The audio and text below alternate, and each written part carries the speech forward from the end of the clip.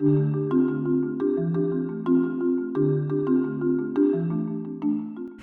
us on an exciting journey deep into the ocean or far into the tall grasses of the desert to learn about some of the fiercest predators on the planet. Discover how animals like the Komodo dragon or the great white shark stalk, attack, and feed on their prey. Each book in this fascinating series takes the reader into the wild to learn about the animal's habitat, adaptations, behavior, and life cycle in an engaging narrative nonfiction style.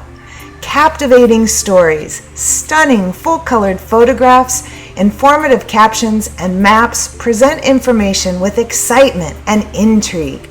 Additional features such as a glossary and sources for further research will aid in comprehension and have students coming back for more. On the Hunt with Animal Predators, a series from Momentum, a narrative nonfiction imprint by The Child's World.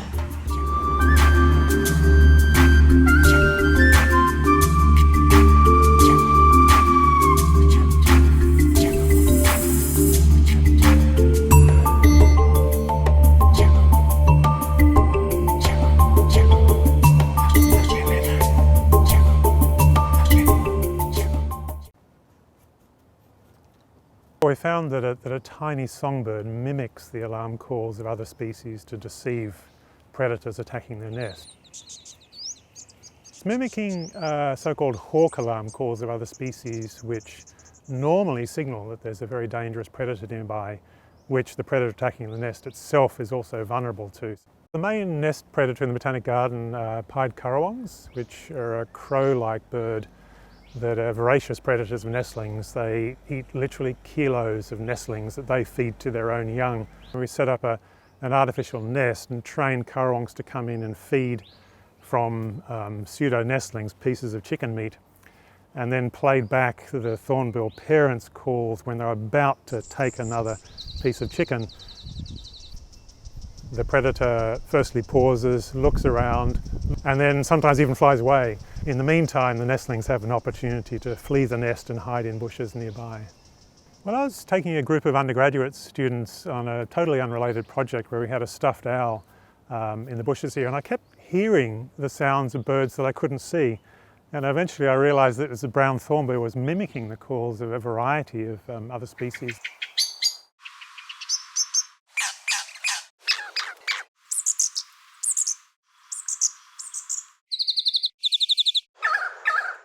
We have a tiny bird, maybe 7 grams, which is deceiving a monstrous predator 40 times its size. And it's really doing so through, cunning. And obviously it can't physically match a currawong, but it manages to defeat it, if you like, by this nefarious strategy of lying to a predator.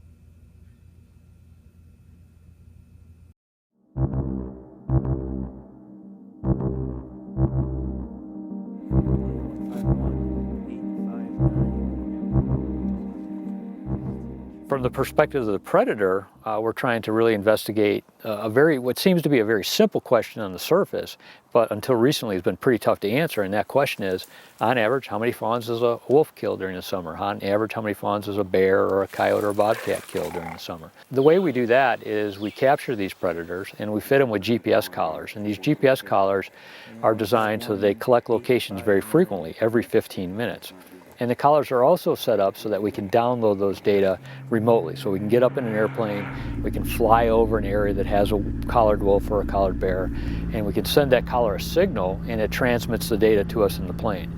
We bring that back to the office, we look at those data, and what we're looking for are clusters of locations, places where this animal spent a considerable amount of time. Now that location might represent a bedding site, a resting site, a den site, but it also might represent a kill site because obviously they're going to spend quite a bit of time consuming a kill.